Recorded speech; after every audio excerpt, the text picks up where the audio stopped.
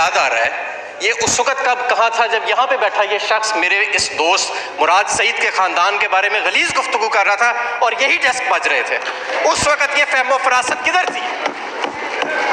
اس وقت یہ مدبر پن کدھر تھا؟ اس وقت یہ ڈیسک کیوں بجائے جا رہے تھے؟ اس وقت یہ فرنٹ کے میز کیوں خاموش تھے؟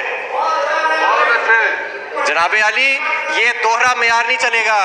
اس قوم کو تاریخ بتانا ہم جانتے ہیں. یہاں پہ بات ہوئی ابھی میرے دوست مراد سعید نے کی کہ ہم تو جناب یہاں پہ بات کریں گے صحت کے اوپر، تعلیم کے اوپر، لیکن جناب یہاں سے آنریبل ممبر کھڑے ہوئے اور اپنے کیس کا بیان شروع کر دیا، اپنی کمپنی کی بیلنس شیٹ دینی شروع کر دی. ہم یہاں بات کر رہے ہیں کہ میثاق جمہوریت کریں کہ لوگوں کو صحت کیسے دینا ہے، تعلیم کیسے دینی ہے. وہ اپنے اثاثوں کے لے کے بیٹھ گئے کہ میرے اثاثوں کی تحقیق ہو رہی ہے، اس لیے سی پیک بھی خطرے میں پڑ گیا، کشمیر بھی خطرے میں پڑ گیا، پاکستان کی سلامتی بھی خطرے میں پڑ گئی. ایسے نہیں چلے گا جناب. بات آئین اور آئین کی بالادستی کی بات کر رہے ہیں، جمہوریت کی بالادستی کی بات کر رہے ہیں، اور دوسری طرف خاندانوں کی غلامی کر رہے ہیں. خاندانوں کو چھوڑ کے خاندانوں کے بچوں کی غلامی کر رہے ہیں. یہ کون سا آئین ہے؟ یہ کون سی جمہوریت ہے؟ یہ کون سی جمہوریت ہے؟ کم از کم ان بچوں کی جو بچے بھی نالائق، بچے بھی ایسے کہ بچے بھی نالائق، اور ان کی بھی غلامی کرنے کے لیے تیار. تو ایسے نہیں ہوگا. سلیکشن کی بات ہوئی تو سلیکشن جنرل جیلانی کی سلیکشن بھول گئے، جنرل ضیاء الحق کی سلیکشن بھول گئے. آپ تو جم خانہ میں امپائر بھی سلیکٹ کر کے بیٹھتے تھے. تو ہم اس بات کے حامی ہیں کہ بالکل کسی کے گھر کے باہر کوئی نازیبا گفتگو کچھ نہیں ہونا چاہیے. یہ فیصلے جو ہیں یہ کورٹس میں ہونے چاہیے، لیکن خدا را اپنی تاریخ کو یاد رکھیں. اب آپ کو بڑا مدبر پن یاد آ رہا ہے.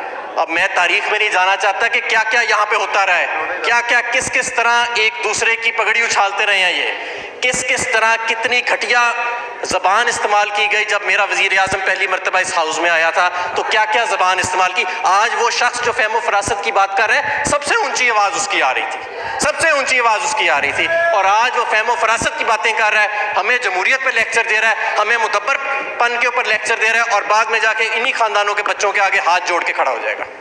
تو ایسے جمہوریت نہیں چلتی. جمہوریت چلتی ہے جب آپ نئے لوگوں کو موقع دیتے ہیں آگے آنے کے لیے، آپ اگلی نسل کو بھی اتنا ہی موقع دیتے ہیں. میں آپ سے پوچھتا ہوں یہ جو لوگ یہاں پہ بیٹھے ہیں، ان کے بچے بھی ان کے بچوں کی غلامی کریں گے. میرے سے لکھوا لیں یہاں پہ، ان کے بچے بھی ان کے بچوں کی غلامی کریں گے. اس لیے یہ کوئی جمہوریت نہیں ہے. جناب اسپیکر، اگر آج اس ملک کی معیشت سنبھل رہی ہے، اگر آج وہی IMF، وہی ایشین ڈیولپمنٹ بینک، وہی ورلڈ بینک جو ان کے آخری سال میں جو رپورٹیں دیکھ رہا تھا، آج ان کی رپورٹیں دیکھ لیں. یہی موڈیز انٹرنیشنل، یہی ادارہ ان کی حکومت کے وقت میں پاکستان کو منفی قرار دے رہا ہے، اور ہمارے 15 ماہ کے بعد اس کو مستحکم قرار دے رہا ہے. اگر آج پاکستان کا کرنٹ اکاؤنٹ کا سرپلس 4 سال کے بعد سرپلس میں آیا ہے، کرنٹ اکاؤنٹ کا جو آپ کا بیلنس ہے، اگر آج پاکستان کا پرائمری بیلنس جو ہے وہ سرپلس میں ہے، اگر آج فورن پورٹ فولیو انویسٹمنٹ 4 سال کے بعد پاکستان میں پازیٹیو ہوئی ہے، اگر آج 11,000 پوائنٹ اگست سے لے کے اب تک آپ کی سٹاک مارکیٹ اوپر گئی ہے، اگر آج 28 point as of doing business آپ کی اوپر گئی ہے، تو یہ پاکستان تحریک انصاف کی 15 سال کی حکومت کی کامیابی ہے. جس معیشت کو 15 ماہ کی کامیابی ہے، جس معیشت کو آپ نے بڑی محنت کے ساتھ بارودی سرنگیں بچھا کے تباہی کے لیے تیار کیا تھا. ان کو یہ ہضم نہیں ہو رہا کہ وہ معیشت جو ہے وہ کیسے بچا لی گئی ہے. یہ پاکستان تحریک انصاف کی. اور جہاں تک آپ کے کیس ہیں، آپ ان کا جواب دیں کورٹ میں جا کے. اس فورم کو استعمال کریں لوگوں کے مسائل حل کرنے کے لیے. اس فورم کو آپ کی بیلنس شیٹ اپنی کمپنی کی بتانے کے لیے استعمال نہ کریں. اپنے وہاں پہ جا کے عدالتوں میں بتائیں کہ یہ اثاثے پہلے اتنے کم تھے، 5 مرتبہ MNA بننے کے بعد یہ اس میں 100 گنا اضافہ کیسے ہو گیا. اس کے لیے کورٹس موجود ہیں، وہ آپ سے سوال پوچھ رہے ہیں. صرف آپ کے لوگوں سے نہیں سوال پوچھ رہے، ہمارے بھی پارٹی کے لوگ ہیں جن سے سوال پوچھے جا رہے ہیں. وہ تو پارلیمان کو نہیں بناتے ایک ایسا میڈیا ٹرائل کے لیے کہ نیب کا میڈیا ٹرائل شروع کر دیا جائے. اس لیے جناب اسپیکر، میری گزارش یہ ہے کہ آئندہ سے جب ہم بات کریں تو جو فہم و فراست کی اور مدبر پن کی بات ہے، اس کو مستقبل میں بھی ذرا سامنے اپنے رکھیں. اور جس طرح کی آپ ماضی میں باتیں کرتے رہے ہیں، اب وقت آیا آپ اس کے لیے معذرت کریں.